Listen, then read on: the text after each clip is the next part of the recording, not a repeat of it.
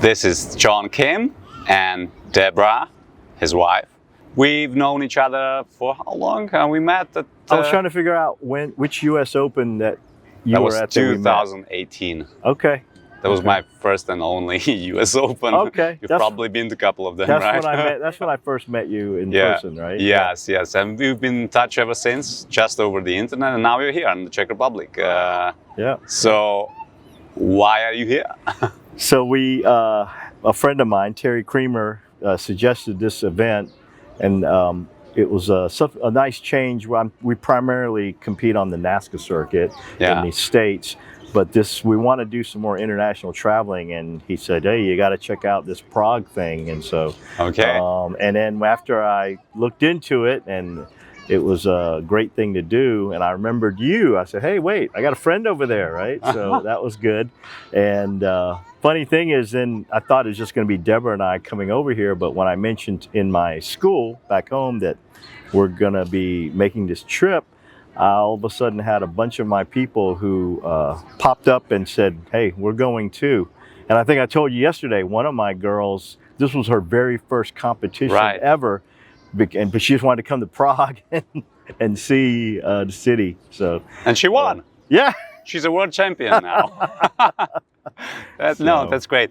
I just wanted to say it's great how, there's a certain bond between us martial arts people, because yes, we met just once before. It's like we've been friends for a long time. Right.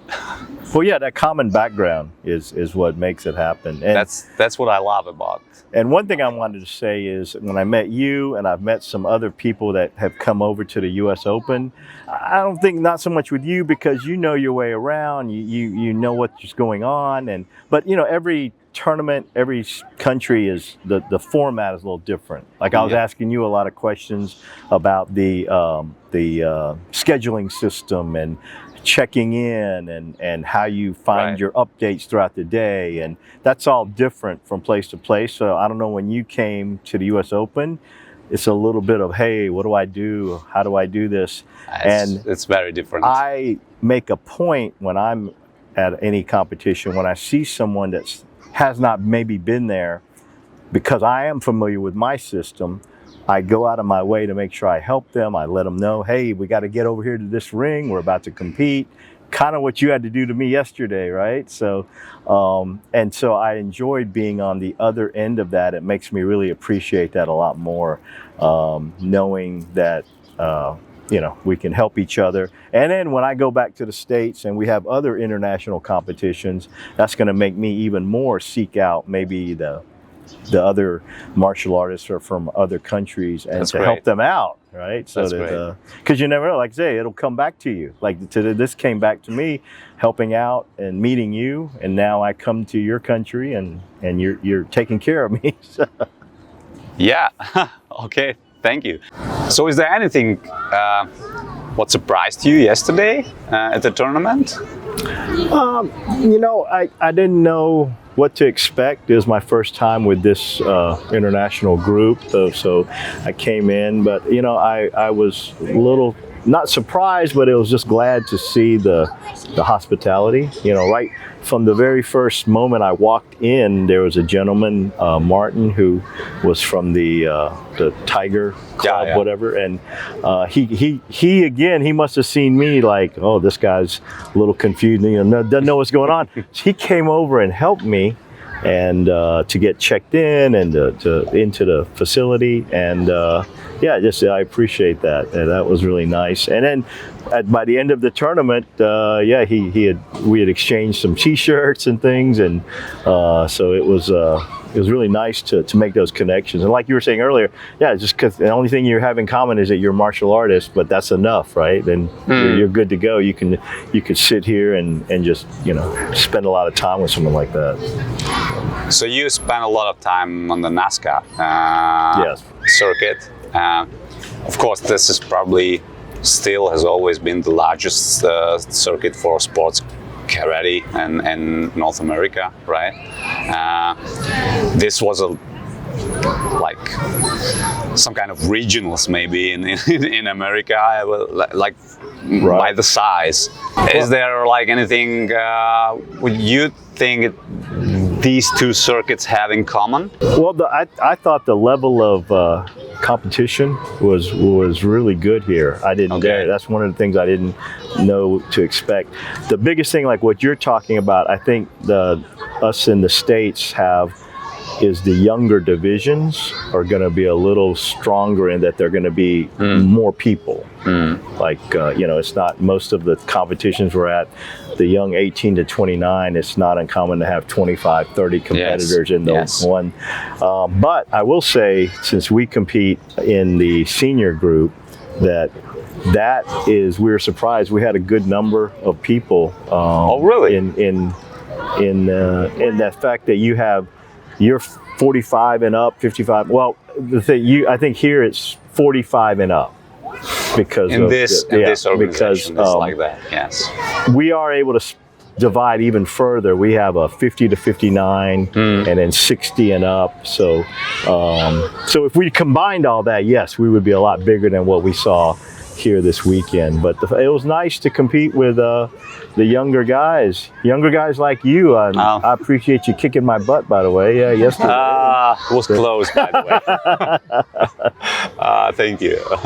Yeah. But I started against the plus 18 year olds, and this is the same situation, but the other way around. I got kicked my butt too.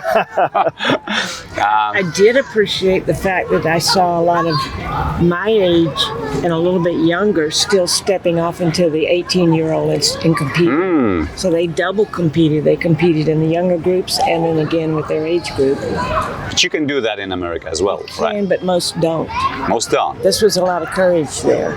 Okay. Let's now aside of the tournament. What about the rest of your trip to the Czech Republic? So I think a lot of our American teammates, in my opinion, I think they did it backwards. They got here earlier in the week and were here for a few days and then had to go right to Chomutově for the competition for the weekend. And just about every one of them went ahead and flew back home this morning. Yeah. Yes, and we got here right before the tournament. The tournament was our first thing, and now we're here for the entire week to enjoy Prague, and so we're really looking forward to taking in the city. So, plus at our age, we have to take care of business first, because if we did a week of sightseeing, we wouldn't be worth anything by the time the competition day came around. So we have to be smarter. Okay, so you like it? Like yeah, the city, like great. And we that's what everybody says about Prague and Czechia.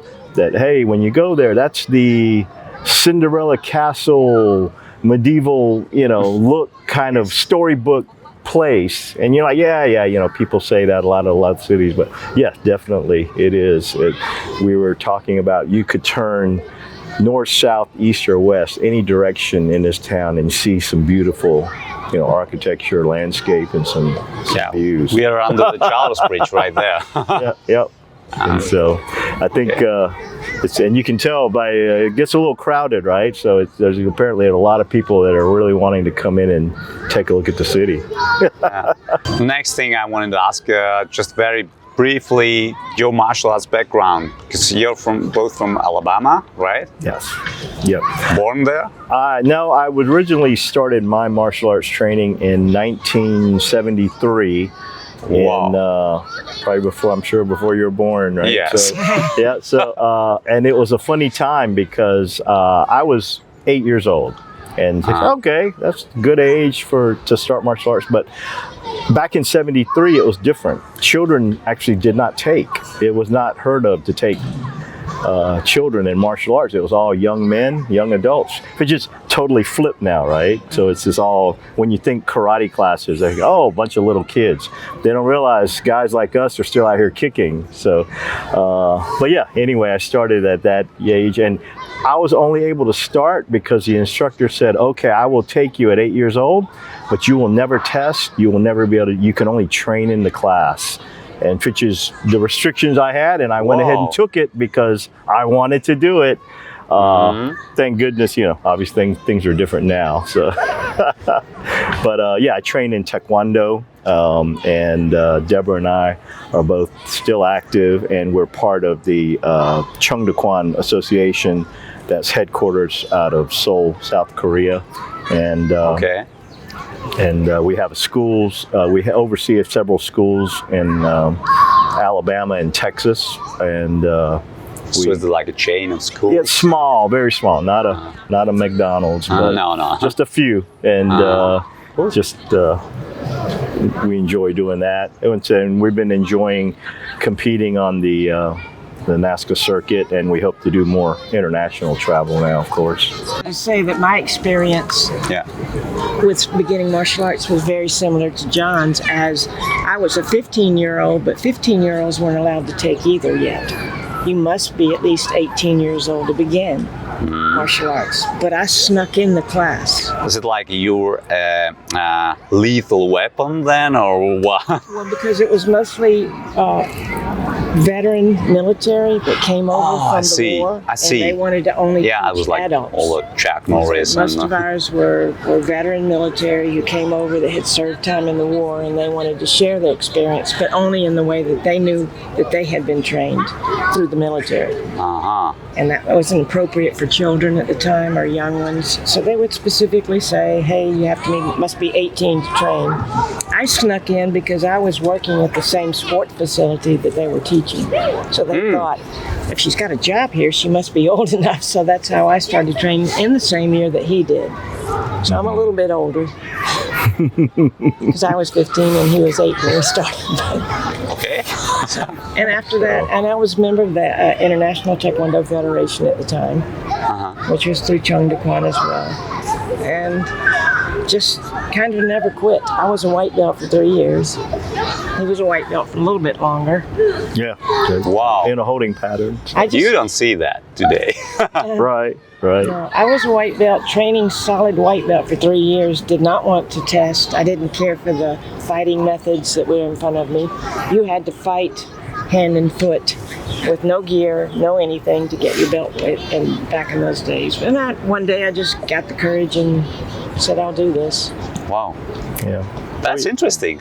Really interesting stories. But we've enjoyed it. And actually now with competition, I don't know if you just grew up and from the very beginning of your martial arts career, you were involved in competitions, but being at our age, this is our second childhood, so to speak. We were younger. And when you're younger, of course, you compete and you're going at it. And then we got onto the business side of it. We owned schools. We got, doing more administrative things. And it's easy to retire then, right? You say, oh, I have to take care of the business side.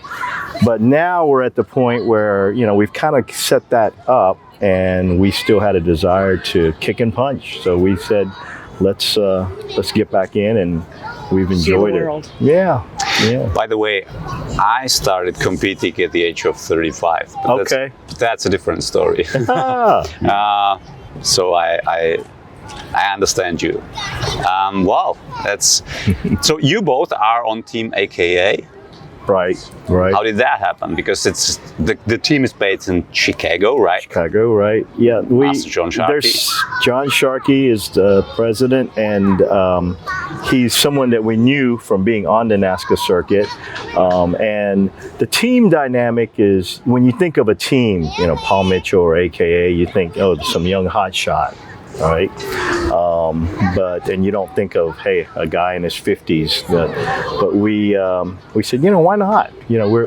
I think I'd say it's more about participation. We're there, we're going, and we're traveling. And so it's a funny story. I approached John Sharkey about it, and he kind of, he didn't know at first. He's like, what, are you asking for your kid or something? And, we said, no, we have a group of us that are interested in doing this. And he kind of said, send me some videos or something. I think he was just kind of saying, go away.